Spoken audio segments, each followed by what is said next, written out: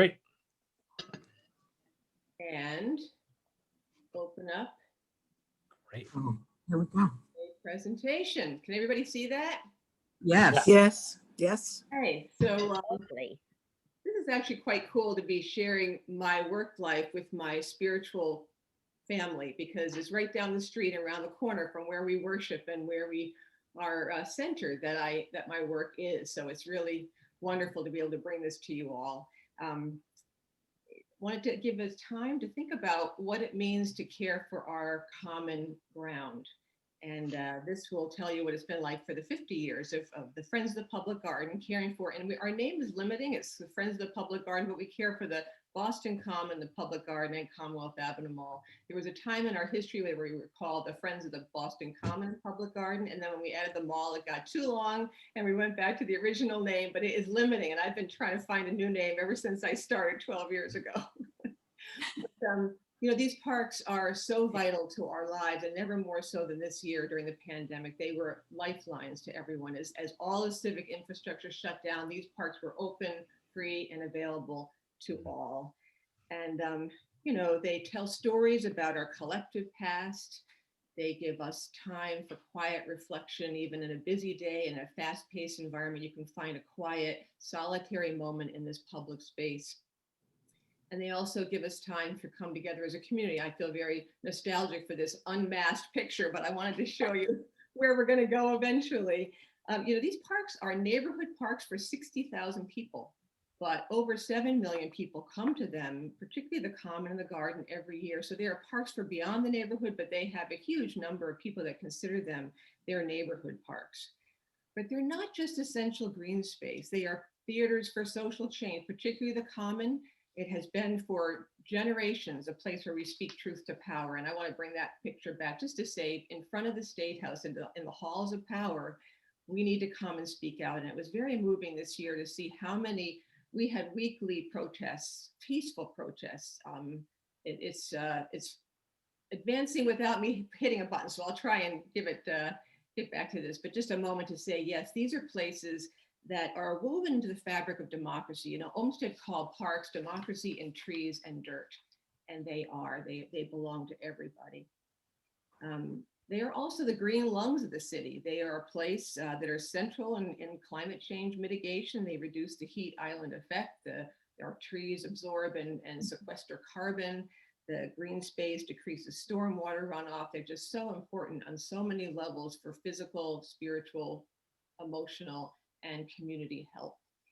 But I want to go back to the beginning. The Friends began in 1970, and I want to give you some historical context of what these parks looked like when we began.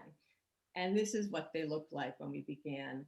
Everything was broken. And this is true of urban parks nationally, not just Boston. Central Park was in dire shape. It was a time people were moving to the suburbs, disinvestment in the city. People had stopped investing in these parks. Lovely picture of the garbage can there. The lagoon bridge was close to collapse. The benches were broken. The lights were broken. This is a picture of restoring, rebuilding the fence along Beacon Street in the Garden. The side of the fence along Boylston Street was gone completely because there was a subway stop inside the Garden. And so, you know, it's hard to think about that today when we look at these parks. They look so wonderful, but just going back and seeing how terrible they were. Layered onto this was the 60s and cries for social justice back then. And when I show these pictures to people in my age group, they look closely because they want to see if they're in the picture, and they come in the picture. People were literally living in the parks. And when we began in 1970, we actually started in the living room of a woman named Laura Dwight. She lived on the mall, and she was the woman who began the planting of magnolias on Commonwealth Avenue. But a small group of people gathered in her living room. What can we do? How can we bring these parks back from the brink? And some people wanted us to deal with the social problem. And the people that were sitting in that living room said, that's not the issue. The issue is the physical green space. And how do we bring that back? So we finally, in August of 1970, the Friends of the Public Garden was born. And it started with the garden, quickly added the Common, and then eventually the mall. But in 1971, this is what happened. A development was proposed, Park Plaza development, by one of the most powerful developers in the country, Mort Zuckerman. It was a proposal along Boylston Street from Arlington Street up to what was then the combat zone. Here's the garden and the common, a massive development that looked like this.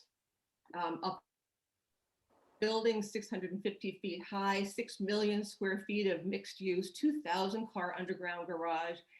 And look at the comparison to the buildings and the park and what that would have done to the park, to the two parks. This is a time before environmental impact statements, before citizens advisory committees.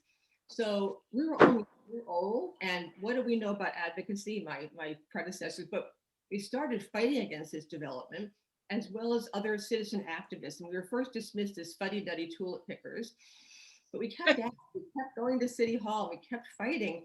We finally forced the city to do shadow studies, and it confirmed our worst fears. Shadows from these buildings would be cast over 75% of the garden in the spring and fall and 100% in the winter. It would have been absolutely devastating to the parks and to the people enjoying them.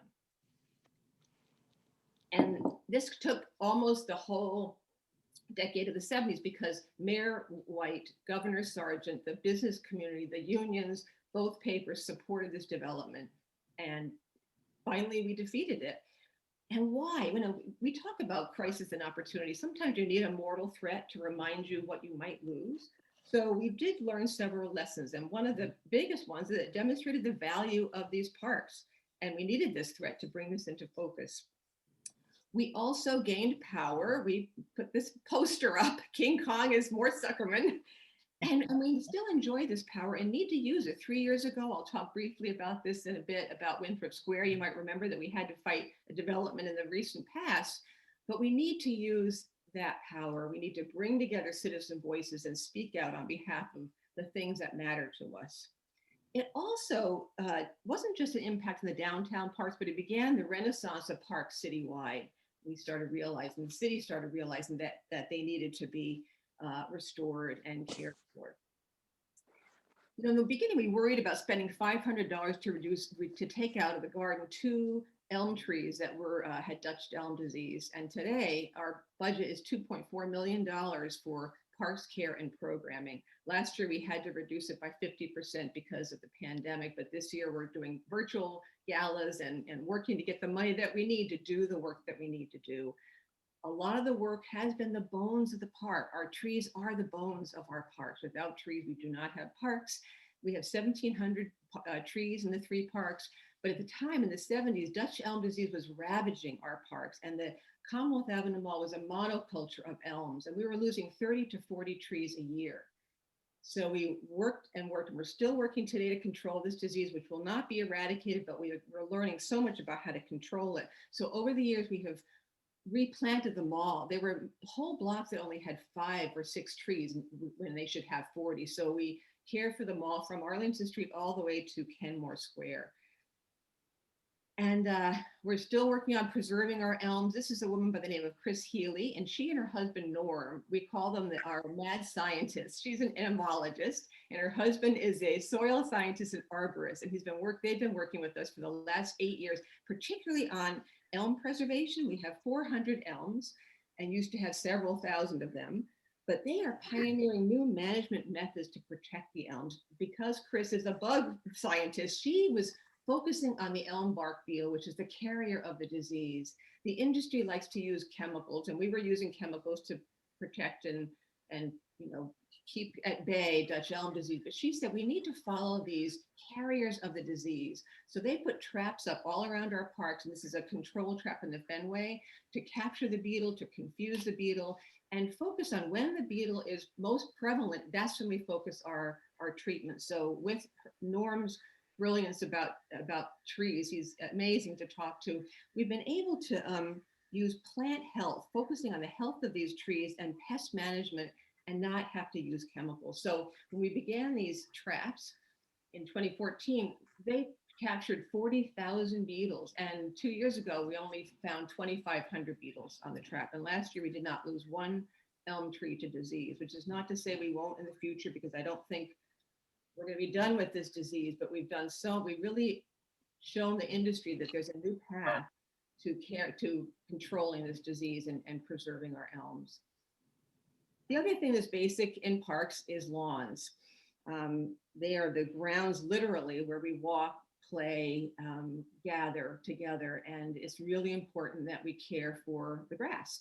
The lawns consist of thousands of grass plants, and they're places where we hang out reading a book. Upper left is the Shakespeare, wonderful Shakespeare that didn't happen this year, but hopefully it will happen again soon. And then on the upper right, I suspect many, if not all of us, were at the Women's March. So these lawns get a tremendous amount of use. And in order to have healthy grass and trees, we need healthy soil. The last time major soils work was done in the parks was on the Common by the Olmsted brothers.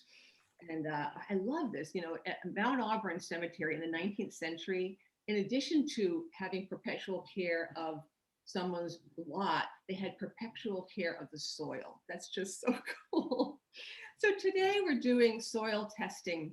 We've added some staff to be able to have the capacity to do this, but for the last couple of years, we have collected hundreds of soil samples from every acre of all three of these parks, sent them out to do assessment of how are they doing with nutrients and how is the pH value. So lower right, you're seeing that the mall was lined last year to raise the pH to make the grass more available for the nutrients that it needs for the soil and the grass. Going back to Shakespeare, this 3 years ago, we did a major restoration of the Shakespeare lawn panel. There was 80% weed coverage on that panel. And it's just a wonderful free event. I love it. We support it. It's great, but it does really beat up the lawn. So this shows you we applied horticultural vinegar to kill the weeds. Then we aerated, we seeded, we actually irrigated, and this is what it looked like. It doesn't stay that way because Shakespeare will come back. We have to keep on doing this work. But we also added, 3 years ago, we added smart irrigation systems in all three of the parks. These are computer sensors, and they monitor the soil's moisture level, and they turn on when the soil needs water. And we did a test of this, and on one panel, in 1 month, in the garden, we saved 44,000 gallons of water, which was really exciting. So again, we're slowly but surely adding on levels of care to make sure we are keeping these in the highest level that we can, given the amount of use that they get. And that includes sculpture. So we have, you know, the green of our parks, and we also have the sculpture of our parks. For years, we advocated that there should be a sculpture care person in the parks department. They never could wrap their brains or their budget basically around it. You know, we were the first parks advocacy group in the region and one of the first in the nation. Now there are hundreds, and all across the country, municipalities cannot do this alone. They need friends, they need nonprofit partners. So we take care of 42 pieces of public art in the 3 parks and go through a cycle of care annually to work on them. But as you know, monuments have other meanings, and George Floyd's death brought that out in sharp relief. And I wrote an op-ed on monuments and their meanings and our need to scrutinize them and dig deeper than just the surface to lift up what they're saying and what both the stories and the myths.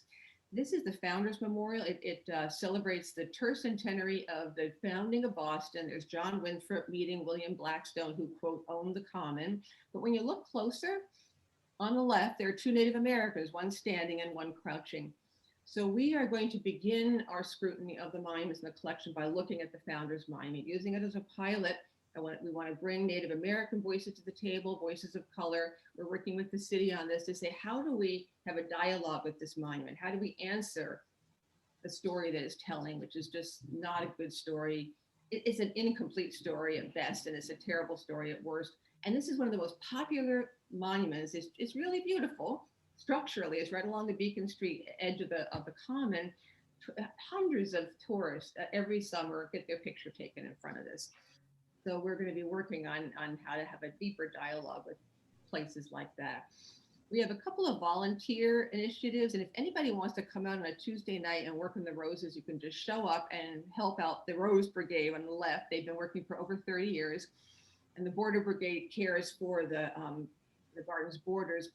You know, the reason why they're called brigade is that in the beginning, the Parks Department staff was really wary of volunteers. They were worried that they were going to have their jobs taken. They were concerned, you know, the unions were concerned. So the Rose Brigade volunteers would start after the parks crew left the garden. It was almost like taking care of the roses under cover of darkness. And we finally came out under the out from that and said we're the ones doing this. And today they feel very thankful, and we are in a happy partnership with them about this. But it took a while for them to gain confidence that it was okay for us to be doing this kind of work. We have a number of programs. They're all they were all virtual this last year and will be virtual this spring, but ultimately we hope to get back out there. My favorite is Making History on the Common, which is upper left. Every year we invite 1,000 Boston school children from 3rd to 5th grade to come and learn about the thousands of years of life on the Common. We work with a half a dozen nonprofits, including the Wampanoag singers and dancers who talk about fishing on what is now dry land, but was the shoreland of the Charles River. Work with the Freedom Trail Foundation to talk about colonial punishment, the 54th reenactors to talk about the 54th. It's just a wonderful day and the kids love it. On the right is our tour program, which we've been doing for 6 years. Tours in the garden during the season. We have, at least 50 tours, 500 people come. And the reason why we call it Untold Stories is that lots of people who live there and go through the garden every day have learned new things from these tours. And then the bottom, I think a lot of you know about Duckling Day on Mother's Day. It's just an adorable event where kids come dressed as their favorite character from Make Way for Ducklings. So we did it virtually last year. Eventually we'll be back out there. The most ambitious capital project we did was a decade ago, Brewer Fountain Plaza. And this shows a beautiful day again. So sad this year when we weren't able to be there, but we roll out a piano from the Frog Pond every day. What's that? I heard somebody. Okay, that's just someone speaking. We roll this piano out. We hire Berkeley jazz students to play jazz. We have food trucks and the daily paper and magazines. This is what it looked like before we did the restoration. This fountain had been dry for 10 years. The city took the initiative to restore the fountain, but we said, if you just restore the fountain and go away, you will not have done the complete work that we need to do. There's a lot of problems in the landscape. And if you don't activate it, then you will not have transformed this space. So this is what it looks like, fully activated. And, what's wonderful about this, I always say, everyone is welcome in our parks, but not all behaviors are welcome. There will be a day when a table of unhoused people will be sitting next to people who are stopping their work day to have lunch, or commuters. If you're doing drugs, if you're drinking, no, it's not a place for you to be. But otherwise, positive activity drives out negative activity. And we've seen the consequences of not being able to program this summer. It's been a really pretty scary time at times down here this last year. Another restoration is the George Robert White Memorial Fountain. It's on the corner of Beacon and Arlington in the garden. It was designed by Daniel Chester French to honor George Robert White, philanthropist of the 19th century. And that was dry since the 80s. It's hard to keep fountains working, and Boston has not had a great track record on that. And a lot of it is the care, the ongoing care. So whenever we raise money, we never raise it just for restoring something. We do the ongoing care. I often say that our plumber is like the best part of our consultant team, because he comes every other week to keep these fountains running. And we also work with bring kids on the site. I'm talking now to a 5th grade from Quincy School in Chinatown to help them learn about what it means to care for these fountains and restore them, and who George Robert White was. So it's just a wonderful teacher that we connect with in a lot of ways to help them think about the parks and learn about them. The Shaw 54th Regiment Memorial looked like this in the 80s. This is our first capital campaign. 1981, we raised $200,000 to restore this monument. And all the monuments look like this. This is a bouquet of artificial flowers that was unceremoniously put in his hand. It was restored, and we've taken care of it ever since. But despite that regular care, in 2014, our stone conservator saw some displacement of stones and some stress fractures in the bronze. And when he looked at the foundation, he saw that it was starting to deteriorate. It's a brick foundation. And we realized we needed to do a fundamental restoration of this monument, taking it off from the plaza level up off-site to a conservator studio. We're working with the city as well as the National Park Service and the Museum of African American History. It's a $4.5 million project. And the partnership is not just fixing this monument. We are using it as a platform for dialogue, which I find so exciting. And it's been such a powerful process over the last 2 years. This is us in January of 2019, having the first of our community conversations, the power of public monuments and why they matter, lifting up the story of this 54th and the fact that we are still marching for freedom and for justice and for equality. That march is not over. If we want to honor the legacy of the 54th, we need to keep doing that work. So DeRay McKesson from the Black Lives Matter movement joined us with Sheffield Hale, who's president of the Atlanta History Center. Derek Jackson moderated it. And this year we've done several virtual conversations, one in August, 1,000 people showed up, then one in October talking about voting rights and the perilous march to freedom. And we're working on a third one in March, talking about what does it mean to be an ally. Shaw was the ultimate ally who fought and died with his men and is buried in a mass grave at Fort Wagner. And his parents said, we don't want his body back. He's where he needs to be with his Black soldiers. We also put together interpretive signage that was around the site. It's an image in the front, on the top, beautiful signage to tell the whole story of the 54th, the creation of the monument, the restoration, the partnership, and also an augmented reality app on the bottom. You can dial it up online. And it talks about not only how the monument was developed, but its role throughout history for social and political movements. People come to be at that monument to protest and to celebrate. And of course, it's right opposite the State House, so it is a platform for dialogue all the time. You may remember that the Olympics 2024 was proposed for Boston, and what was proposed for the Common was a 16,000 seat beach volleyball stadium. So that was a moment. And we had to oppose this moment. And we actually overlaid this picture over our tree map and showed that over 50 trees would have to be removed that are over 80 years old. And when we publicized this, the roof blew off the media. We actually, WEEI Sports Radio in the morning was saying, can you believe they're going to cut 50 trees down just to have that stadium? So clearly that did not happen, and the Olympics didn't happen. But this talks about the advocacy that we need to do. We are closely working in partnership with the city. We really are joined at the hip with the Parks Department, but we continually have to speak out when necessary. So this was a moment. And then the other moments have been about development. As you remember, in the 70s, fighting Park Plaza, out of that fight, we got 2 shadow laws in the state legislature that protect the Common and the Garden from excessive shadowing by development downtown. What it has allowed is development that balances the growth of the city with the protection of green space. So things were moving swimmingly along until 2017, when Winthrop Square was proposed on that shuttered garage in the financial district, which would cast illegal shadows on the parks, but bring $102 million into the city. And so the mayor called a couple of us into the office and he said, Liz, this is just going to be great. We're going to have $28 million coming to the Common, $28 million will come to Franklin Park. And I said, Mr. Mayor, you are such a parks mayor, and he has been. His budgets have been really great for parks over the years, but you're not going to be mayor forever. And we now know he's not.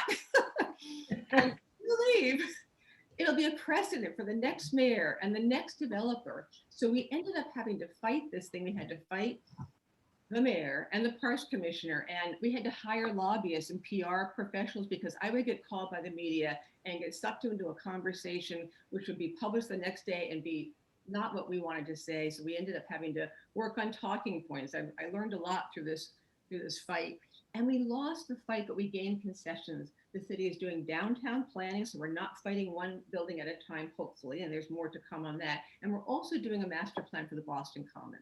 So that money just doesn't get thrown at this park, but we see what it needs. And also we're hearing voices from around the city. We took this show on the road to have park lists all around different neighborhoods in the city to say, what do you want for your people's park? This does belong to every Bostonian and beyond. So we've gotten input from 5,000 and more people. We've had public forums. We had a virtual forum this fall. So it's been a really wonderful process. And I think it will really help to understand how to best spend that money to restore and care for this amazing park. And I'll say we also heard a lot about bathrooms. It's unsexy, but it's a need. And as many of you may know, we had these pilot bathrooms for 2 years until this year with COVID. 800 people a day use these bathrooms, including unhoused people. And it was very upsetting to us that we didn't feel that we could guarantee the safety of these bathrooms and keep them out this year. But it really was a problem not having them. So in the plan, we're proposing additional bathroom facilities.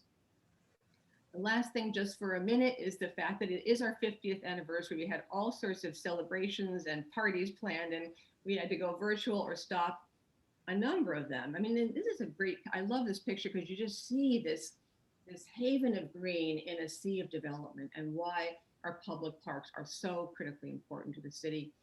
We are doing 3 projects and one project in each of the 3 parks, raising $4.6 million to do these transformative projects. In the garden, we're going to restore more fountains. The 2 that are in the iconic entrance at the Arlington Street entrance to the garden. You go in and these 2 fountains are just not functioning. So it's a real disappointment. So we're restoring the fountains and also restoring the landscape at the entrance. In the mall, we're going to be lighting all the statues down the mall.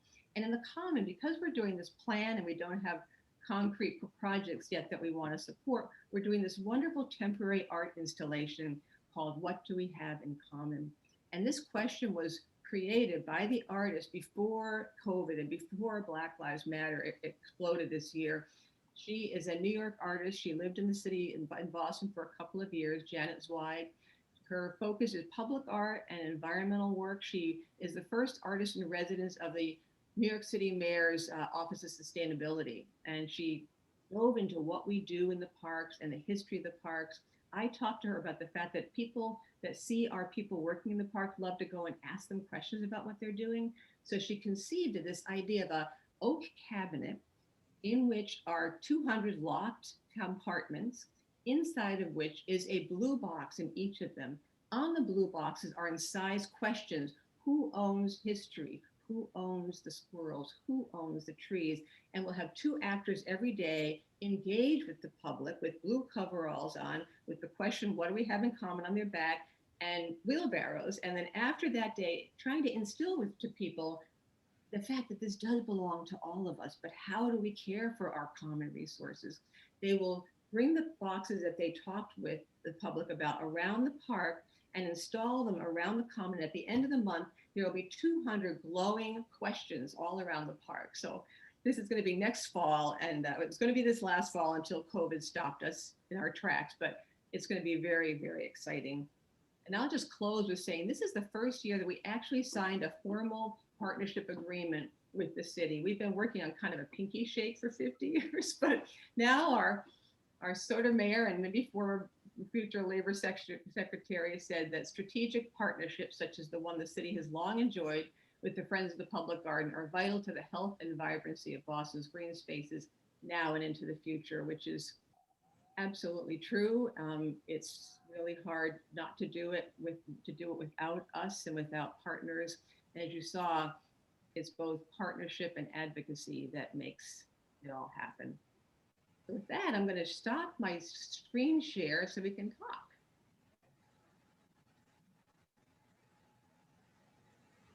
Liz, I hope you see and hear the applause coming through the screen. You are far more valuable than gold, frankincense, and myrrh for this city, this Commonwealth, this country. It's really remarkable the work you do and this. What questions people have, and I one that's as far as my mind, Elaine, we'll get to you too here, is how many monuments, how many trees? 1,700 trees and actually 44 monuments, but there are a couple that we don't take care of. Yeah, and these monuments are anything from the Shaw, which is considered America's greatest piece of public art, to plaques that dedicate different events that happened in the common and the garden all the time. Love it. Elaine. Liz, I'm curious about what's happening along Charles Street in the common. Yeah, and that is the garage is doing some roof repairs, and I've been beating on the Parks Department. Would you just get the garage people to put a sign? I can't tell you how many people have said, what's happening over there? And I will also say, Elaine, that people email us, and I didn't put it on because I was concerned I would be talking too long. We get letters and emails and calls all the time, sometimes questions like that. And this beautiful little letter we got last spring from a 6-year-old that lives across the street on Tremont Street. Her name, aptly named, is Willow Cowan. And she saw us having to cut down a tree because it was failing. And she wrote this letter. She said, I was in the park with my dad, and my dad said, hey, they're cutting a tree down. And she said, down, down, down it went. I picked up some pieces from the tree and I went home and I was really sad. And I asked my mom. And anyway, I could cry telling her this. So I wrote her a letter saying, we're really sad too. And I'm so happy to hear you're in our park and loving it. But if the tree was in the woods, we could let it fall down. It would be okay. But because it's in the park, we don't want it to hurt anybody. She's like, can I help? Can I do anything to help the tree? It's one of our future friends across the street. That's great. Yeah. I have a question, Liz. Yeah, Merlin. My first days at Covenant were about the time that the Friends was being founded. And my question is Henry Lee still alive? Henry is turning 96 this week, Merlin. Wow. And I'm going to call him later on because I'd love to do a Zoom with him. And so, I mean, I got my executive assistant to figure out how to get him on Zoom. He's an incredible individual, as you know. He's just such an inspiration. So Henry Lee was the first and president for 41 years. He was a school teacher. He lived in Beacon Hill, and everyone said, it won't take too much time. Just become the head of this band of happy travelers. And 41 years, and the Shaw 54th, his great-grandfather, Henry Lee, was one of the 3-man committee who chose Augustus St. Bonds to do that monument and suggested that Colonel Shaw to the governor, Colonel Shaw be the head of the 54th Regiment. Henry is steeped in the history of our city. Incredible. I didn't realize that. Yeah. Yeah, I remember him fondly. Yeah, he's an incredible individual, a real mentor for me. Thank you for asking. Other questions? Yeah, Debbie? And you're on mute.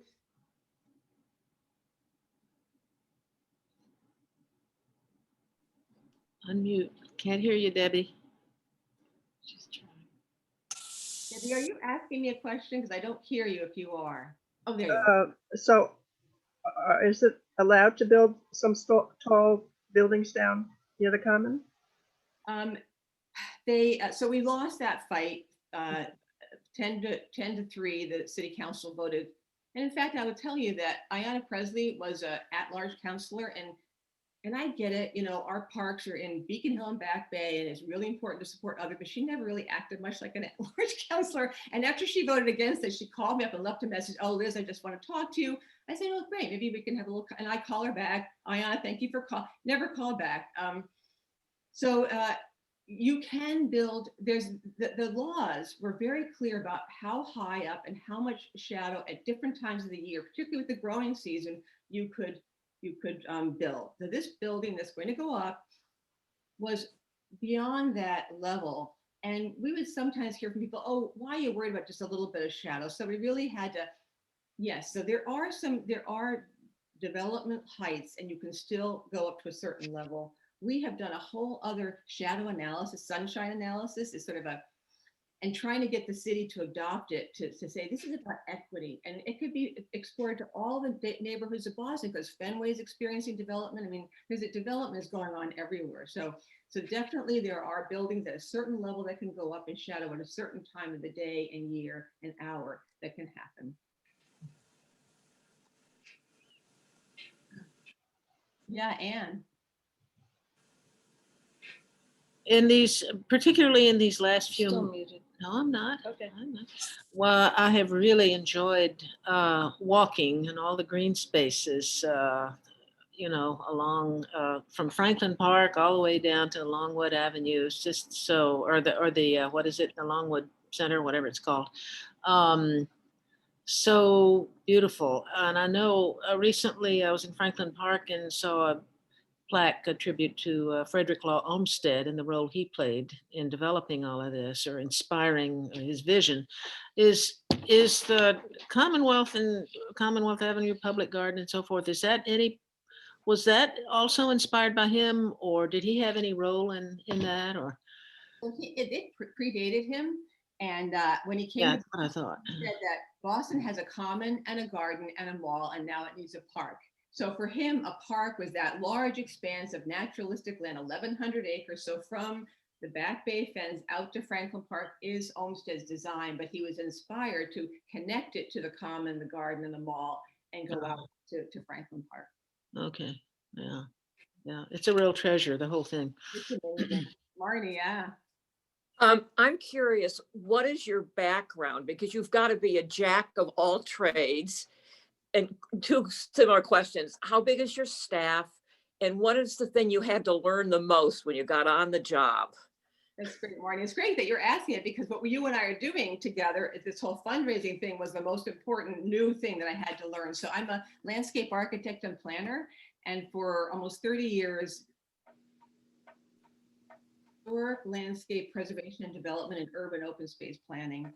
And so when this job came up, it was just a perfect fit for the kind of work, because I worked a lot in public parks. I knew the parks department. I knew all the players in the city and all the professionals, and knew the park. So I brought that expertise. And when I began, there was a half-time administrative assistant and no staff other than that. So I sort of built this. I built the foundation under the great house that Henry started and nurtured for so many years. But it was sort of an entrepreneurial volunteer gig until then. And so now I have 9 full-time staff. And yeah, fundraising, I mean, I've gotten really good at it now, but I wasn't. I mean, and my job description was like the executive director, the project manager, the accountant, the communications person, the fundraising. It's like, it was overwhelming. So slowly I got to convince Henry, and I just adore Henry, but he would used to say, we can either put money into the parks or we could put money into an office, but actually you have to do both. You can't raise money, and we're challenged with that. Look, this is another conversation, but it's hard to raise money unless you have people working to raise it, and hard to communicate unless there are people focused on that. And project management, that Borough Plaza project, I was managing that in the beginning, and it was not good. I just didn't have the bandwidth to do that. So luckily Henry trusted me, because I brought to the organization expertise in the park. So he trusted that, yes, it's going to be okay if we hire people, and it has borne out. Yeah, Christine. Yeah, so I've been concerned about the drought, particularly this past season. And what do you have in place for when there's a serious drought? And that's one question. The other thing is, what happens to all those beetles? All those beetles. Oh, well, they go away and they come back, and they harbor elsewhere.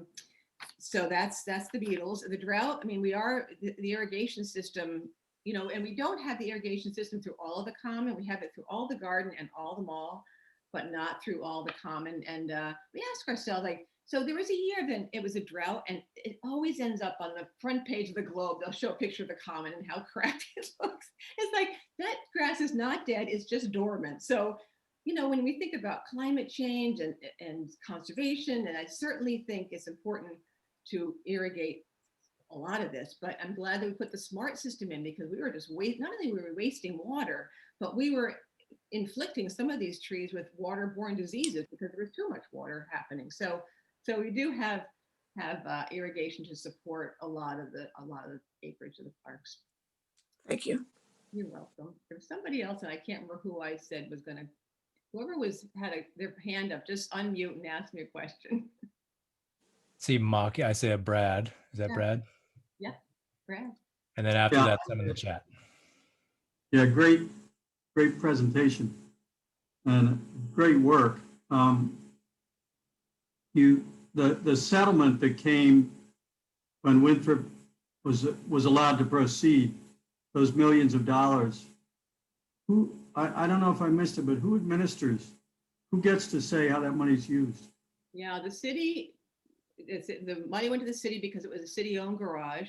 The mayor and the administration decided that 28 would come to us, 28 would come to Franklin Park. Money is going to affordable housing or public housing. So they did apportion it according to what they felt were important initiatives. And, we were also, so part of the talking points was about, okay, this is a big tower for rich people to look out over the People's Park and shadow them. And they had to have some affordable housing because developers do have to, but they were putting it into Chinatown rather than in there. And actually they were in crisis this last year when the pandemic hit. So they pulled themselves out of crisis, but yeah, the city administration determined where that money went.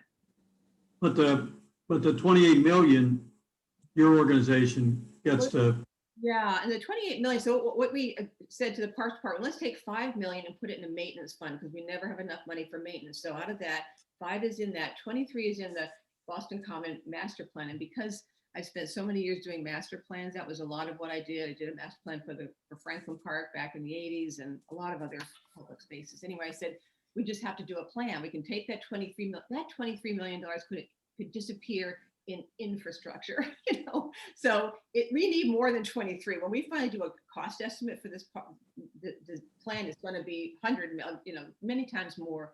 But we've taken the input from the public. We've also taken the input from the park. What do you need? And from history, what do we do and not do? Because there are some parameters to what we should and shouldn't be doing in this park. The whole thing about monuments. There was a moratorium on new art in the Common Garden and Mall in the city for years because every time somebody wants a new monument, they want it in the downtown park. The 9/11 memorial, when it came in, there's no question that they would say yes to it. The beginning was a bit too big, and we worked with the city and the designers to get it to a more reasonable level. And now actually is an improvement to that part of the garden. But those are hard balances to strike. Liz, follow-up that relates from Christine James. I wonder if those developers will continue with their construction given how COVID has devastated commercial real estate. You sort of touched on that, but they got some money from some international investor that we heard about a couple months ago. So they're going to continue that. And we expect that building to be done. And then she also asked, you didn't mention the swan boats in the pond. Are they part of the Friends' responsibilities? I didn't even show a picture of the swan boats. So they had been going since 1877, and the same family manages them to this day. The fourth generation manager of the swan boats, Lynn Paget, who is a descendant of the original Robert and Julia Paget, is a manager of the swan boats. It's incredible. They really are the heart and soul of the garden. This year with the pandemic, Lynn was like, Liz, do you think we should put them out? I said, Lynn, you have to do what feels comfortable to you. If you don't feel safe out there, do not put them out. And it was very helpful for her to hear that because she felt pressure and the mayor wasn't pressuring her, but we all, what is the world? What is Boston without the swan boats? So, and she's a brilliant strategic thinker. She's very involved in the organization. And yeah, it's just, just a 2-minute glide around that little muddy pond in a swan boat. It's a transformative experience. And the views of Church of the Covenant from the pond are stunning. I love that. When I'm in there, I often just going to pray down Newbury Street. It's just so cool. I mean, the park and the garden makes Covenant more holy. Another question here from Tom: when can we do things in person again? Can we organize one of the history tours of the Common as a COTC outing? I would love to do something like that. Yeah, it's I'm with you. We have 24 docents, tour guides, which are amazing and wonderful. They do a great job. Again, this year we decided we couldn't. And if you go on our website, there is a virtual tour that I gave that just can, you can learn. But yeah, wouldn't that be fun? I don't know. We'll have to just see how this summer feels. We got to just take it slow, but we're looking forward. And Tom mentions that the 20s and 40s did its socially distanced piece when you walk in toward the George Washington, the one of those little fountains without the water, served as a great space to socially distance and meet outside on December 13th. I see Kay, and then I think Evelyn. Hey, yeah. Hey, Liz, I just want to thank you. This has been so informative and so much fun, and I've learned so much and just enjoyed hearing you and seeing you. In 3 minutes, dinner will be served here, so I've got to leave, but thanks very much. And Rob, thank you so much for your sermon this morning. It was timely, appropriate, and very eloquent. Thank you, Absolutely. Kay, and thank you for being with us in So, this. Great to have see you with you us. later. See you Bye-bye. next See you, Sunday. Kay. Okay. See you Bye-bye. then. Bye-bye. Great. Evelyn. Liz, at the end of your presentation, you mentioned an art installation of 200, I don't know what the word is, Boxes, yeah. boxes. Yeah. Will they be permanent installations or are they temporary for the art exhibit? Yeah, they're just temporary. It's going to be a month. And I think, we may go from mid-September to mid-October. It kind of depends. And we are raising money for all three of these projects. And, I'll tell you, it's been harder to raise money from foundations for this. I can't tell you how many foundations have said, we're supporting BIPOC organizations, and I get it. I get that Black organizations are underrepresented, but, I've been rebuffed by every foundation in the last couple of months because, and we hired a DEI consultant and we're doing a lot of really good foundational work, not just about the organization and making it more diverse, but about the parks. This is not directly answering your question, but do people not feel comfortable coming to our parks? We need to know that. I want to listen and learn and then act in whatever way we can. So Evelyn, it is temporary. The Parks Department said, if it was somebody else, we wouldn't say yes. But for you, we know that you're going to restore it afterwards because we're going to put 200 little foundations all around the common and then affix these 200 glowing blue boxes with questions. And then we're going to take them up and you won't even know they were there. Okay, and just part two. Will there be plans post-pandemic to build permanent restrooms in the park?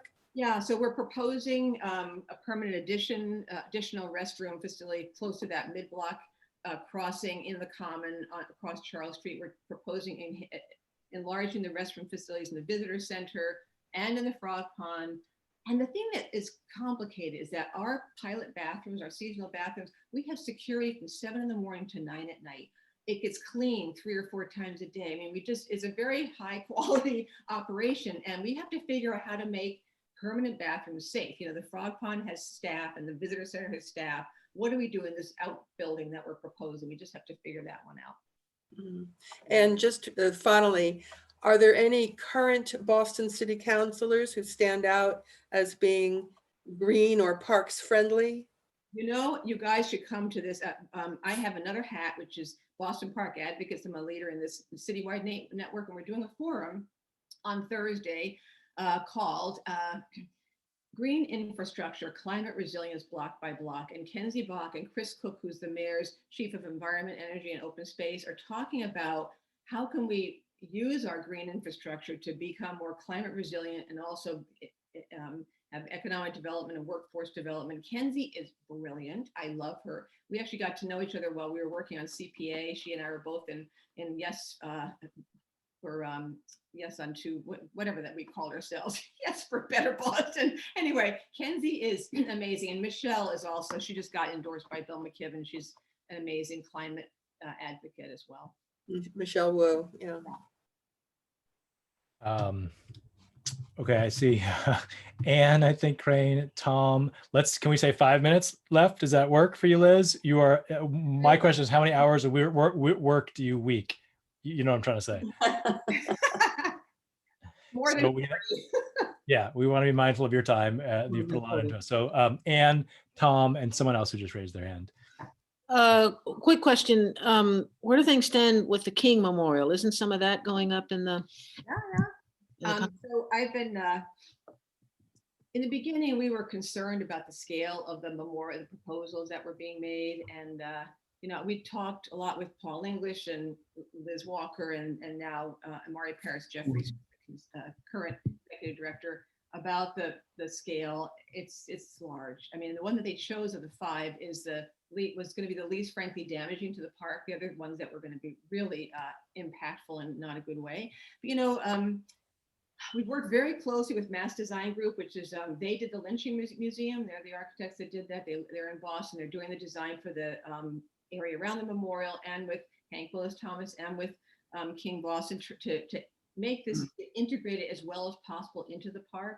We proposed a relocation of it, and we're thinking about pathways to connect and topography, because they need to know that if they do these little ripple ideas in the lawn, yes, it will be a great metaphor, but it's unmowable. So anyway, we've been doing a lot of good in-depth work. So this thing about our names. So I was talking to Mari Paris Jeffries recently, and he said, "Can I join?" I said, "Mari, you're killing me. Why do you ask me that whether you can join?" He said, "Well, I just didn't know if you had to be like a member of the neighborhood to join." I said, "We have members from every neighborhood in Boston, 122 communities in Massachusetts, and 31 states in the union. In fact, anyway, so I said, "Well, why do you say that?" He said, "Well, friends, there's a neighborliness to friends and intimacy to friends. And that is how we began, the neighbors hanging out in Laura Dwight's living room." And I've tried to figure out how to change this name. It's really hard. If anybody has any ideas, let me know. But we are working very closely. We're actually meeting with them next week in advance of their dedication on MLK Day to make sure we coordinate communication between King Boston and the Friends about the memorial. Tom? There's that, I've always been captivated by the beautiful bandstand that's there that looks kind of neglected sometimes. And I've never seen a band involved in the bandstand. Could you say more about the bandstand and why it's there and any plans for it? Yeah, no, it was used for band concert. It was used for puppet shows. We tried that a while back and it came and went. It's a wonderful space. It's also during the Black Lives Matter protests. It was often the place for protests. So it's a place for, events and activities and protests. Emerson College uses it a lot, just informally. We are going to restore it. There used to be a lift to get accessibility up to the top. We are proposing an accessible ramp around it to be able to have it be an accessible structure. And I think part of it is programming, needing to be programmed to be used. But it's interesting because when we did that logo for the master plan, if you just put grass and trees and benches, nobody would know what park you were in. So we ended up using the bandstand because it is this architectural icon that once people see that, they say, "Oh yeah, that's the Common." It's a wonderful little folly in the lawn there. Yeah, and there's somebody else that has had a question. Okay, I have a question, maybe as a wrap up here, Liz. Your favorite corner, your favorite place, where can we find you when you are taking a moment to breathe in the midst of your incredibly busy weeks? What's sad about now is that I've been here, which is Brookline. I go down, but I really miss the parks. Yeah. I love the parks. And when I'm there and it's a normal year, I love going to Brewer Plaza. Oh, you just cut out. Oh, so I love the life of Brewer Fountain Plaza, and that there's the broadest spectrum of humanity gathers there, and that it's free paper. I mean, it's just so cool to see people picking up the paper and reading on a day. So it's not the quiet place. If I want a quiet place, I go hang out where that woman was under the willow tree. But when I want to love the essence of what public parks mean to us as a society, that's where I go. There's always lemonade and hot dogs there. There you go. What more could you ask? And Liz, I mean, that image, and again, you create spaces for the wild diversity of our city to come together. Common Cathedral is there, and they've been there throughout the whole pandemic, right there at the plaza. And that space has absolutely been redefined and in a way that really honors those who are unhoused and experiencing homelessness in such a beautiful way. And that space, it's such a delicate balance that you all thread so carefully and with such stewardship. We are so indebted. And I really, yes, I think it's been echoed throughout. Whatever we as a church, I think, can do to support that. You all heard, I think, the pitch. You can become a friend of the Friends. So please become a friend if that's something you're called to. But also how we can volunteer, how we can be part of the brigades, how we can engage that space. Even in this 2021 year, we look forward to any ideas or ways that we can support you, Liz, in your. And thank you, everyone. It really is such an honor and so inspiring that where I get renewed spiritually is no different than where I get. I mean, this is a ministry. Every day I think I get to get paid for doing this incredible work. So I do love it, and I am fed by it, and I'm fed by being able to share it with you. So thank you. Stay strong, Liz. Thank you for sharing it with us, Liz. Thank you, Liz. Liz. Wonderful. Thank you. That's great. Thank you. Enjoy your day. Bye. Liz. Bye-bye. Now Thanks we're again. inspired. Bye. Shine on, y'all. Bye. Bye. Thank you.